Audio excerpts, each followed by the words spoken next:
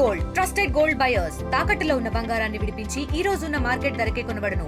మరిన్ని వివరాలకు సంప్రదించండి 77107720. ఇప్పుడు పవన్ కళ్యాణ్కి ప్రాబ్లమ్స్ ఒకటే తెలుసు, సొల్యూషన్ తెలీదు.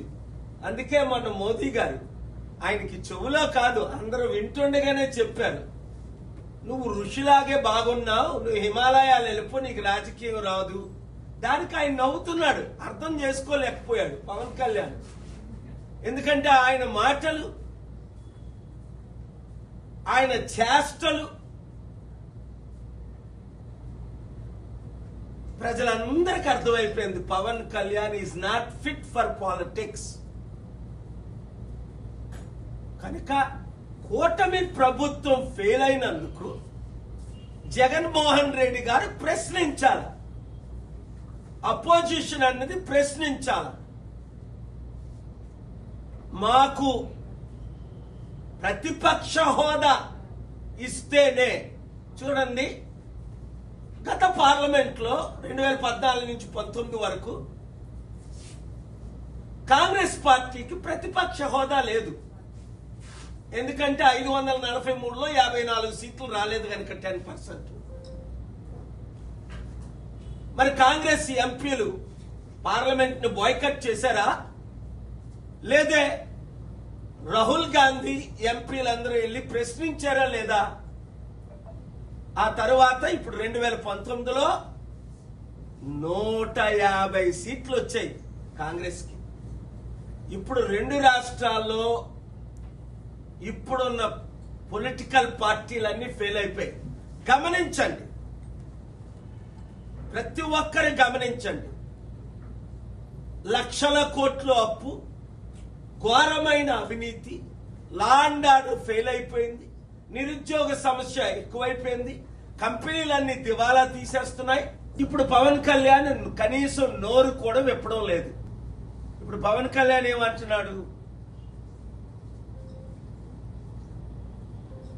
కుంభమేళ లేదా దేశం అంతా సనాతన ధర్మంగా మార్చేస్తాను అని దేశం అంతా నార్త్ ఇండియా నుంచి సౌత్ ఇండియా వరకు తిరుగుతున్నాడు. మరి ఎలక్షన్స్ ముందు పవన్ కళ్యాణ్ చెప్పొచ్చు కదా, నేను సనాతన ధర్మంలోకి మారిపోయాను, నేను అందరినీ మార్చడానికే రాజకీయాల్లోకి వచ్చానని.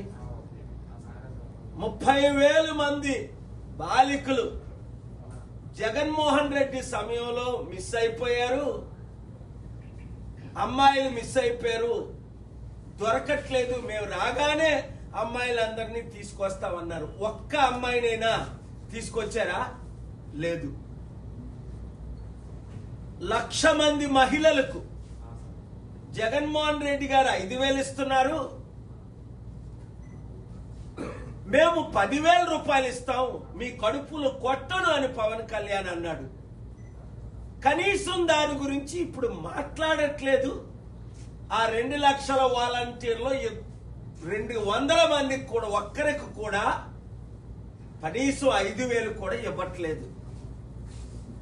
ఉద్యోగాలు 20 లక్షలు తీసుకొస్తాం, తెచ్చినంత వరకు మేము నిరుద్యోగ భృతి ఇస్తాము అన్నారు. ఆ నిరుద్యోగ భృతి లేదు. ఇప్పుడేమంటున్నారు?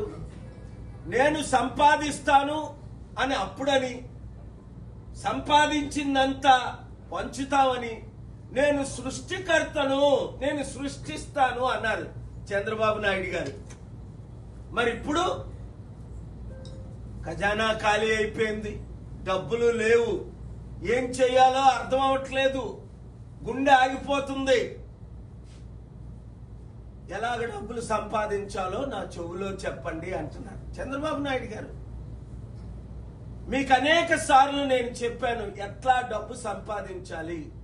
100 కంపెనీలు తీసుకొచ్చాను, మీకు చెవులో చెప్పమంటే మీ ఇంటికి వచ్చి చెవులో చెప్తాను.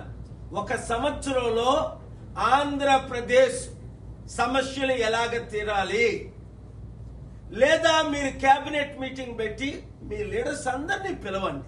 నేను మీకు శత్రువుని కాదు, నేను ఇచ్చిన సలహాలు 1 సంవత్సరం పాటించండి.